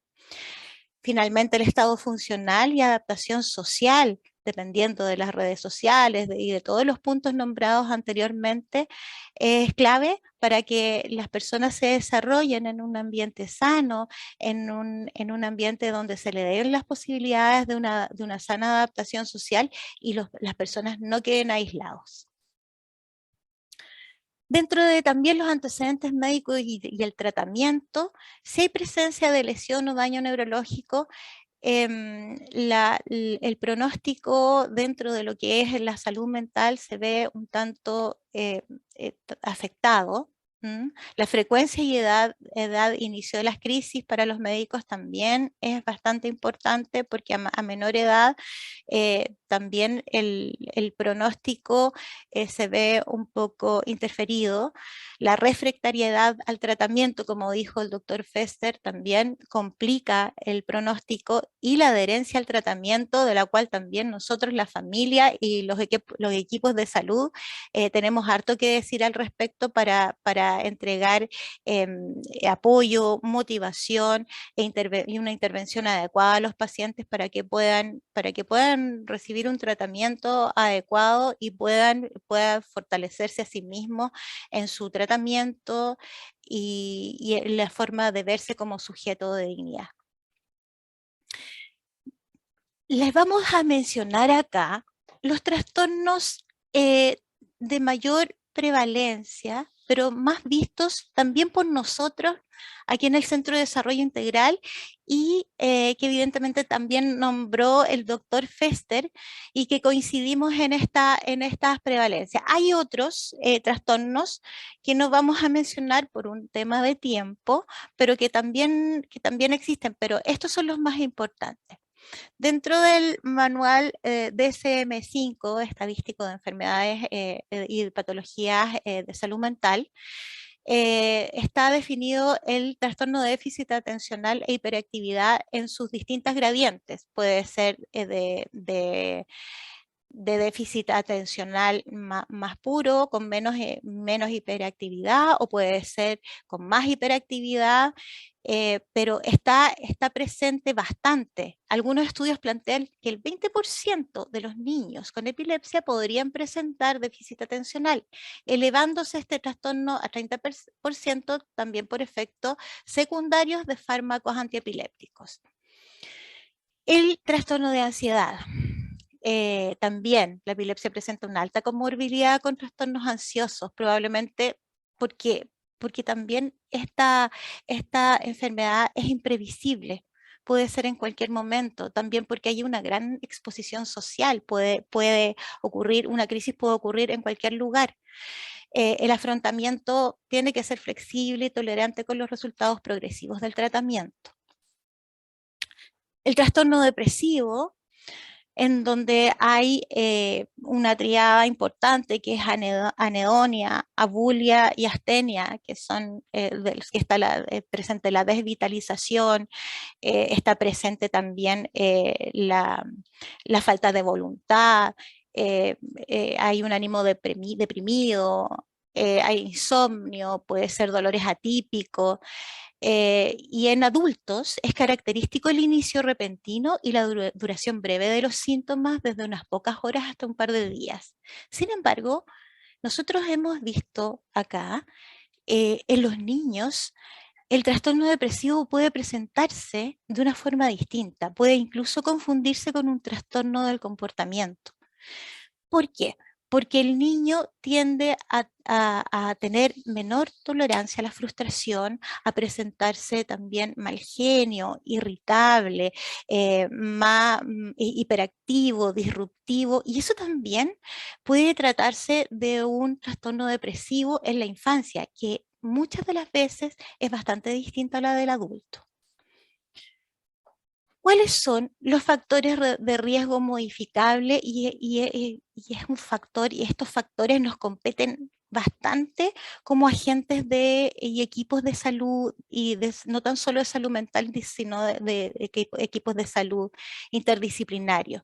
Está el estrés familiar. El estrés familiar es una causal bastante directa de estrés en la persona. Si yo tengo una familia que está totalmente descompensada y descompuesta con el diagnóstico inicial y en el curso del cuadro de la enfermedad también sigue estresado, nosotros tenemos que intervenir con alguna de las figuras claves de la familia.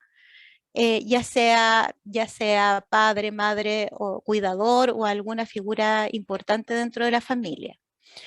La reacción del niño o adulto frente a la enfermedad, obviamente que hay que tener el ojo clínico ahí bien afinado para ver qué reacción tiene el niño, qué reacción tiene el adulto frente al diagnóstico de la enfermedad y empezar a ver, a contener y si es en el caso necesario a tratar o derivar a psiquiatría.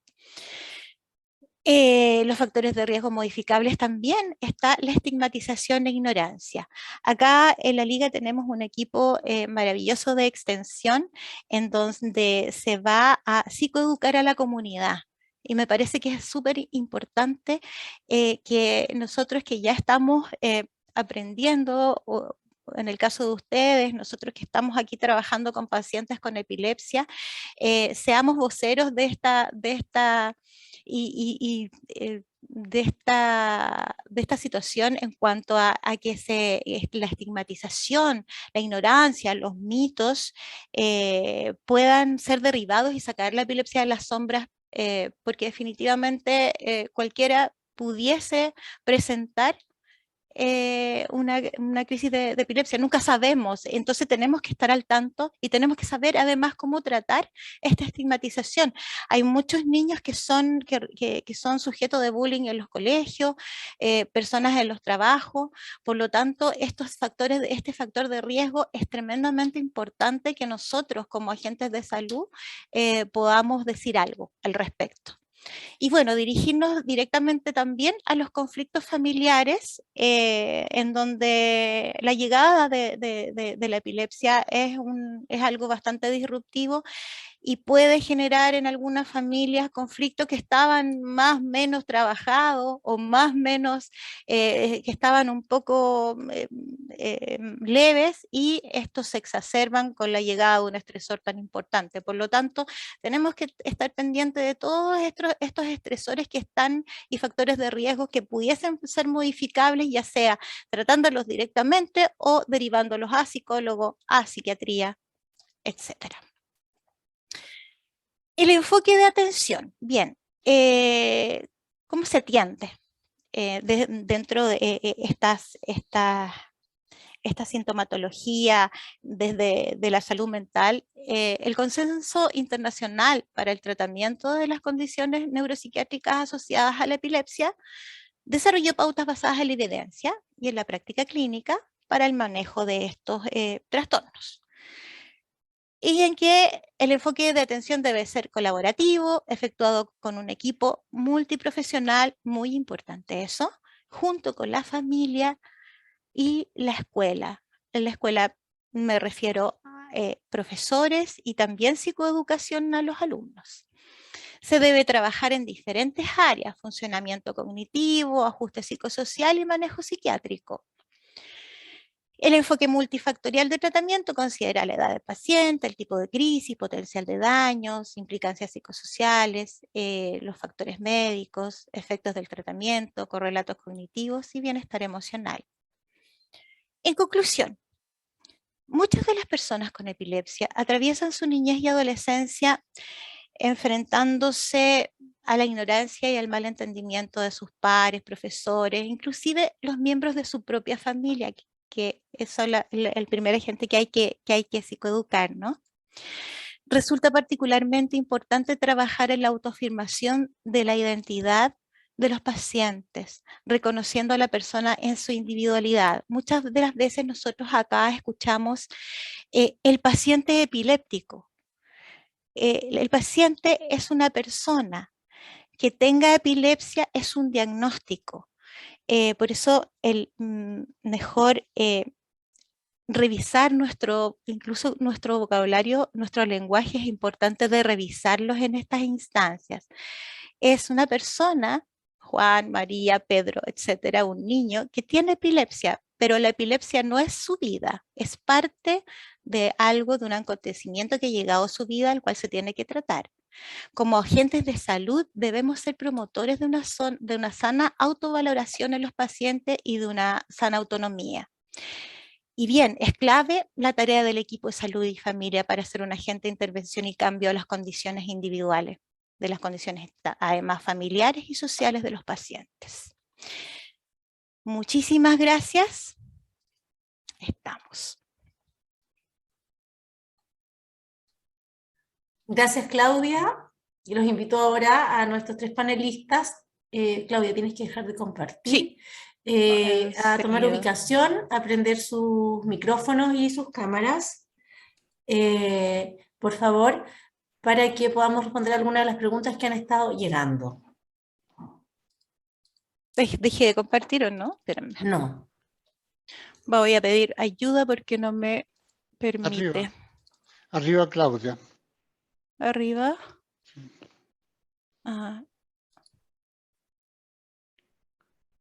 No. Me van a ayudar, ¿ya? Un poquito. Ya, yo me metí ahí para compartir algo, para que dejara de compartir Claudia, así que ya estamos ok ahí, Claudia.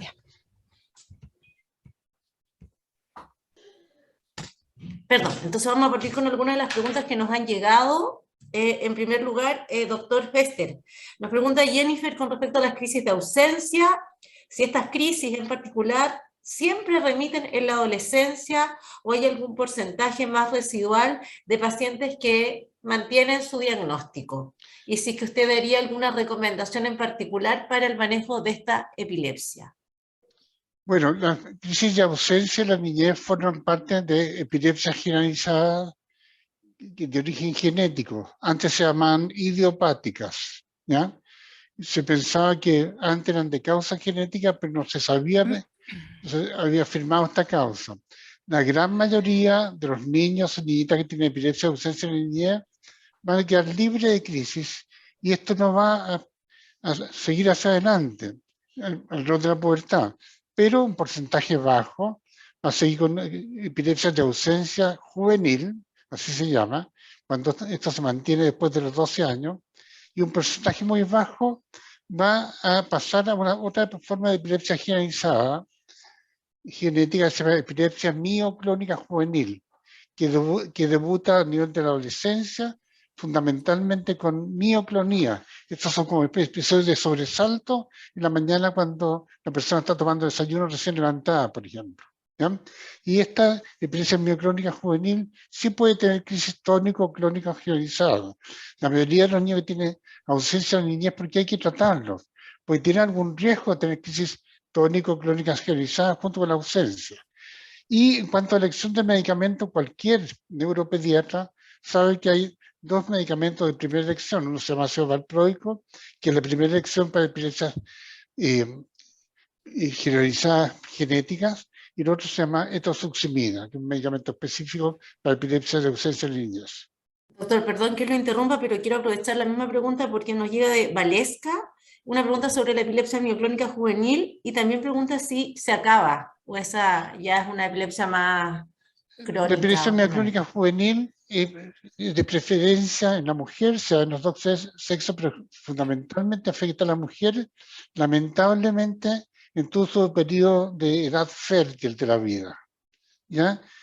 Y es lamentablemente porque el medicamento de primera elección, que se llama ácido valproico, tiene algún riesgo teratogénico de producir malformaciones congénitas en la mujer embarazada.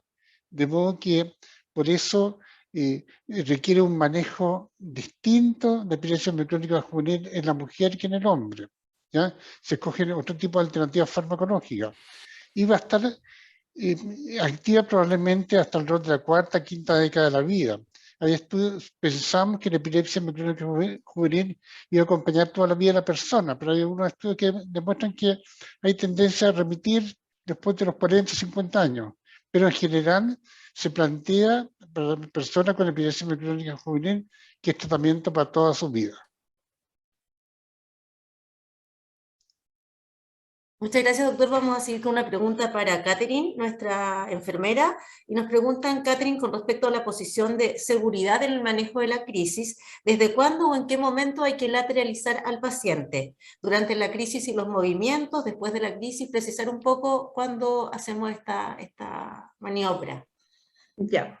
Bueno, nosotros decimos que hay que poder hacer la posición lateral de seguridad, en el fondo, cuando la persona deja de tener la crisis convulsiva como estándar. Esto puede variar dependiendo de cuántas personas estemos disponibles a ayudar, y del tamaño de la edad del paciente y su contextura. Si probablemente es un lactante, un niño pequeño, vamos a poder ponerlo inmediatamente de lado, aunque permanezca en la crisis, y no va a significar una sobrecarga para nosotros como ayudante, en el fondo, como asistente a la crisis. Pero si es un adulto, tratar de ponerlo de lado mientras está todo el cuerpo rígido significa un esfuerzo para el que está asistiendo innecesario de realizar. Por eso la posición de seguridad se realiza cuando el cuerpo ya se relaja, la crisis pasó, inmediatamente lo ponemos en posición lateral de seguridad, si no vamos a estar haciendo un esfuerzo extra para tratar de mantenerlo en esta posición mientras todo el cuerpo está rígido y se está moviendo. ¿Ya? Entonces, como consenso general, decimos que se pone de lado, posición de seguridad, una vez que termina la crisis, y esto es cuando el cuerpo ya deja de estar rígido y deja de tener movimiento. Muchas gracias, Catherine. Claudia Ibáñez, nuestra psicóloga. Hay una pregunta bien interesante desde el punto de vista de cómo es posible, me imagino el profesional desde el colegio, desde el área de la salud, desde otras instancias, que atiende a familias de algún paciente con este diagnóstico, cómo es posible ayudarlos a manejar la angustia que se siente y la gran ansiedad que se siente cuando han sido testigos de la primera crisis y es una crisis convulsiva, por ejemplo. Sí, bueno, a ver, lo primero, escucharlo. Escucharlo. Hay pacientes que no quieren a veces, familiares de pacientes, más bien, que no quieren hablar porque sienten que si hablan van a recordar el momento y va a ser difícil y esto se va a eternizar. No, todo lo contrario. Mientras más se hable de la crisis, mientras más se hable del shock, del trauma, hay una liberación del estrés o de los factores estresantes. Ahora, nosotros acá en el CDI tenemos grupos. Terminamos recién un grupo de familiares, de madres específicamente, con diagnóstico reciente. Y la verdad es que las familiares terminan bastante aliviados. Hay una frase que me quedó resonando del último grupo: sienten una liberación en el encontrar que otras madres puedan sentir lo mismo que ellas sintieron y que no es extraño lo que les pasa, ni que ellas son las únicas que les pasa esta situación. Por lo tanto, como profesional les cuento que hay que generar instancias para que estas situaciones puedan ser contadas o repetidas todas las veces que los familiares puedan hacerlo, porque desde ahí se encuentran la calma y algunas eventuales soluciones. Muchas gracias, Claudia. Y volvemos con una pregunta para el doctor Fester. Nos pregunta Evelyn con relación a su hijo. Tiene un hijo de 3 años que tiene una leucomalacia periventricular y tiene un síndrome de West. Entonces ella nos pregunta por este diagnóstico y está siendo tratado con la motrigina y ácido valproico, pero ella pregunta si usted recomendaría algún tratamiento complementario a esto. Bueno, el diagnóstico del leucomalacia periventricular, ¿qué significa? Que hubo un fenómeno de tipo hipóxico isquémico en el periodo neonatal, durante el parto, y que hubo una hemorragia en la región periventricular, que es la región que está más activa desde el punto de vista de multiplicación neuronal y irrigación sanguínea en ese periodo. ¿Ya? Por eso ocurren esas hemorragias periventriculares que son más frecuentes en el prematuro que en el recién nacido de término.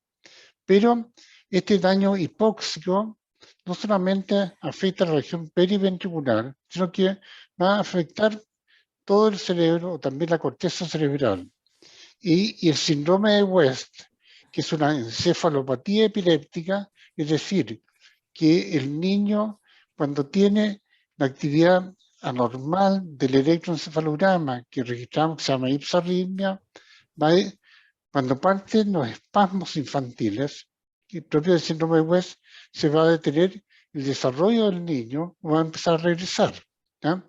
Y la gran mayoría de los niños con síndrome de West van a quedar con epilepsias a futuro que pueden ser bastante refractarias. Y la combinación de fármacos antipilépticos va a depender de las necesidades de cada paciente, ¿ya?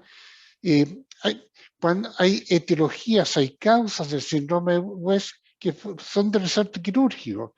Por ejemplo, hay una patología que se llama esclerosis tuberosa, en que se forman túberes, pequeños tumores benignos en la corteza del cerebro.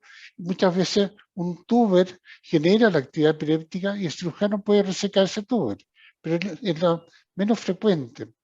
Y la tipo de cirugía que se puede ofrecer en síndrome de West y cuando la epilepsia es refractaria absolutamente y hay crisis generalizada, el neurocirujano puede llegar a una solución quirúrgica que se llama callosotomía, cortar la unión, que es el cuerpo calloso entre los dos hemisferios cerebrales, para que la descarga original en un cerebro, en una mitad del cerebro, un hemisferio, no contagie al otro, no pasa al otro. Y por lo tanto uno transforma crisis generalizadas que pueden hacer que el niño lleve un servicio de urgencia, hospitalizarse, en crisis focales. Gracias, doctor. Para Catherine Moreno hay una pregunta, quiero hacerla a ti, en relación a las crisis no provocadas. ¿A qué se refiere este concepto? Y si existe, digamos, ¿es posible que una persona sin epilepsia se pueda provocar una crisis? Ya, ahí es un poco aclarar los conceptos que tal vez usamos un poco en el área médica, clínica, que nosotros juramos que todo el mundo lo entiende y en realidad no es así. Cuando hablamos de crisis provocadas, se refieren a crisis que son causadas por algún evento agudo. Por ejemplo, una hipoglicemia, una insolación, deshidratación, ya en que todos nosotros tenemos la probabilidad de tener una crisis epiléptica en algún momento de nuestra vida y lo más probable es que sea por una causa provocada, ¿ya? Por un evento que provocó esta crisis, una intoxicación por alcohol, etc.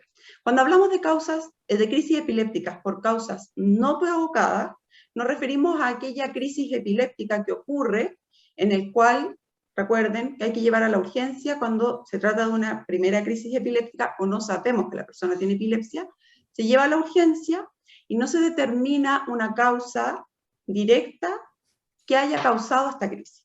¿Ya? Ahí hablamos de crisis no provocadas, ¿ya? Pero tiene que ver solo con un concepto médico, ya que, claro, ahí en las diapositivas de repente juramos que lo entendemos todo y no es así.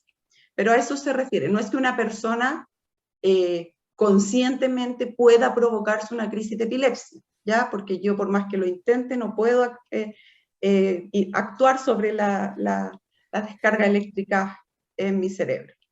Sí lo voy a lograr probablemente si dejo de comer, me da una hipoglicemia por otra cosa, pero no es directa la provocación.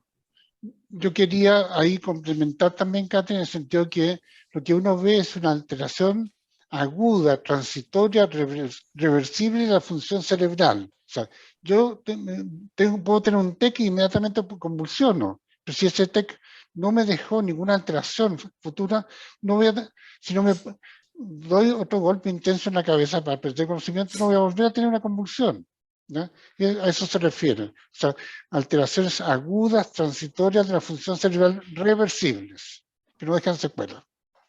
Gracias, doctor. Por acá algunas preguntas con respecto a la logística. No vamos a enviar las presentaciones, hay videos en las presentaciones que no se pueden compartir, pero esta clase, este curso completo va a quedar en nuestro canal de YouTube si es que desean verlo. A quienes nos preguntan por cursos, capacitaciones para colegios, establecimientos, nos pueden escribir. Hay un formulario que se llena directo en la página web o nos escriben al mail que puse por ahí en el chat, que es cursos@liche.cl. Y ahora sigo con una pregunta para Claudia, nuestra psicóloga, que tiene que ver con los recursos sociales, tan importantes, ¿cierto?, en este abordaje más integral de la epilepsia. Y alguien nos pregunta, ¿cómo podemos sugerir el desarrollo de algunos recursos sociales o activar algunas redes si el niño tiene pocas redes, ¿ya? O si es un adulto que también vive muy solito. ¿Cómo lo ayudamos a que tenga estos recursos que lo puedan ayudar?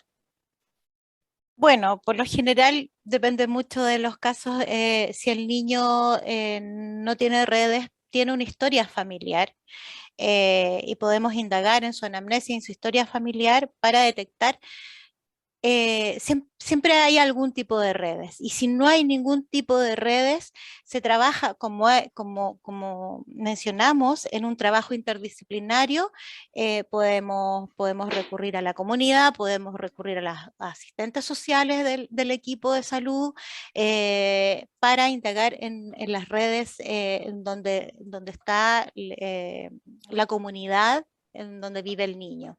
Porque redes siempre hay en cualquier contexto cultural. Y si no las hay, tenemos que indagarlas. Y para eso es clave el trabajo multidisciplinario y con asistente social. Ya. Muchas gracias, Claudia. Y bueno, la Liga es una red súper importante, súper poderosa y que trabaja desde Iquique hasta Punta Arenas, así que si nos buscan por ahí y necesitan derivar a alguna persona a esta red tan importante, vamos a estar ahí felices de poder recibirlo de manera presencial y de manera remota, que nos ha permitido llegar a localidades que están súper aisladas. Les quiero contar que ya estamos en el tiempo de este webinar, que estaba programado hasta las 11:30, nos quedamos un poquito más allá del tiempo, y quiero agradecer a nuestros 3 panelistas, al doctor Jorge Fester, a Catherine Moreno y a Claudia Ibáñez, por supuesto también. Y no podamos seguir respondiendo preguntas porque ya estamos súper pasados en el tiempo. Ya si quieren alguna duda más específica nos pueden escribir ahí en la página, está nuestro mail de contacto en general y derivamos su consulta para que tenga alguna respuesta, ¿ya? Así que les agradezco a todos, y a quienes puedan permanecer los quiero invitar a participar de una actividad interactiva para evaluar nuestros aprendizajes.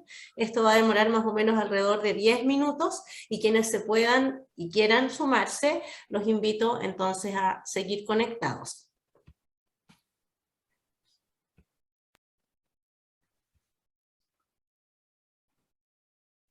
Entonces, esto es un juego interactivo donde vamos a medir un poquito los conocimientos desarrollados hoy día.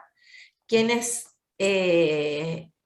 tengan ustedes un celular a mano pueden ingresar con el código de barra de este juego y lo pueden escanear, o pueden ingresar directamente a este sitio que es www.kahoot.it, kahoot.it,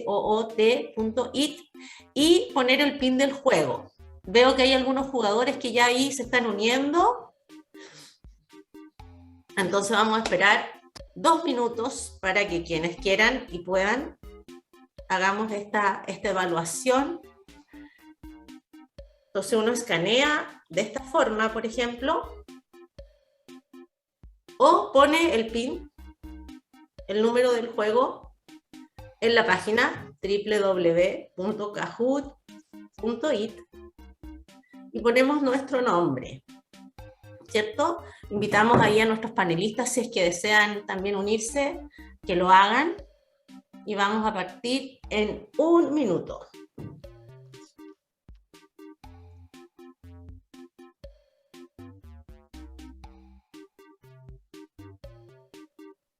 Entonces vamos a esperar el último minuto.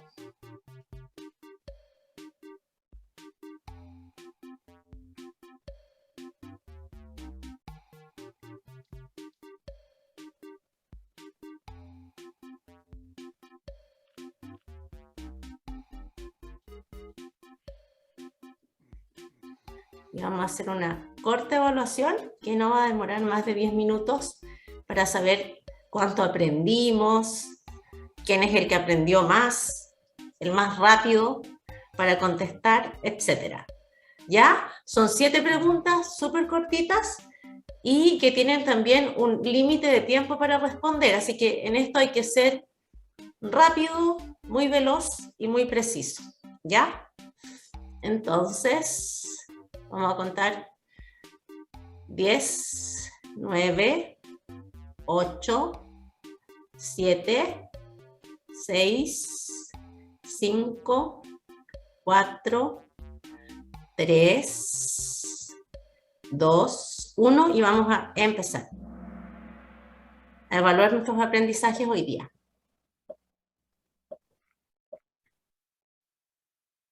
¿Cuántas personas en el mundo tienen epilepsia? Tienen que responder directamente del celular o de su computador, marcando la alternativa correcta. Están llegando rápido, rápido, 13 segundos para que termine esta primera pregunta.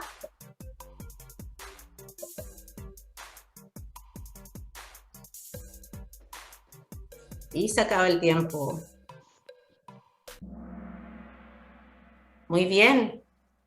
Estamos bien, súper bien. Alrededor de 50 millones es la respuesta correcta. Luis va aquí punteando el marcador. Vamos. La segunda pregunta. Las crisis de epilepsia se caracterizan por ser inesperadas y recurrentes en el rojo, espontáneas, recurrentes y estereotipadas, amarillo, de larga duración y muy recurrentes, azul, o agudas, estereotipadas y breves. Está como más difícil, ¿ah? Y quedan solo 10 segundos. Contestar, contestar.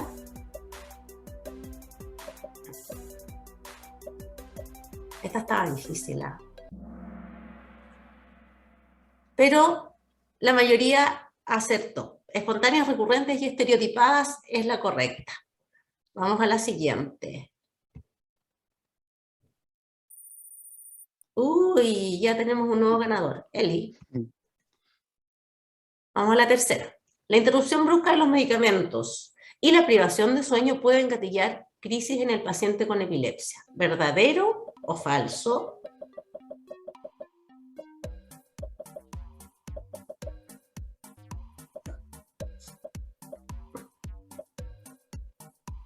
¿Verdadero o falso? Ahí hay una pista que está apareciendo en la pantalla. Muy bien, verdadero.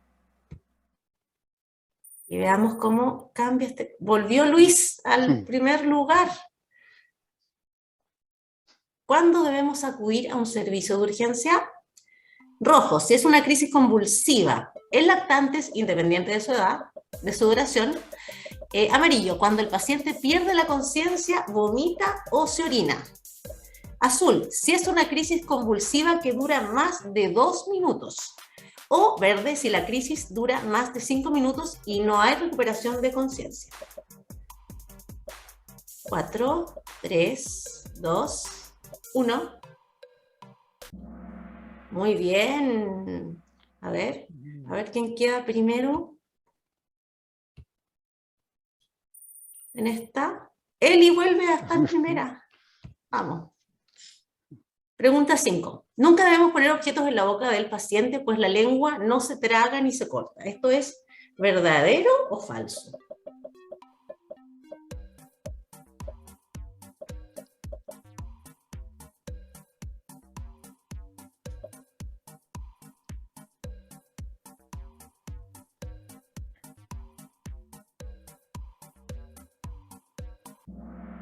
Muy bien. A ver. Juan Pablo, pasa a la cabecera ahora, Juan Pablo. Vamos con la pregunta, una de las últimas preguntas. ¿La epilepsia afecta la calidad de vida y la salud mental debido a su connotación estigmatizante? Rojo. Existe poco conocimiento y muy pocos avances científicos. Amarillo. No existen tratamientos efectivos para tratarla. Azul. Y afecta las capacidades cognitivas. Responder rápidamente.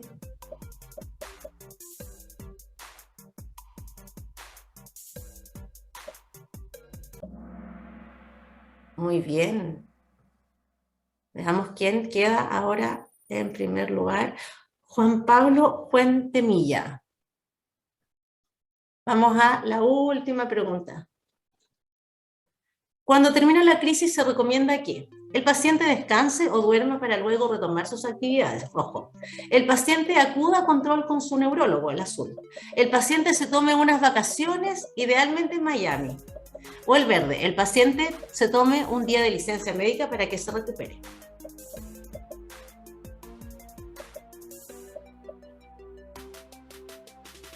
Veamos cómo nos fue.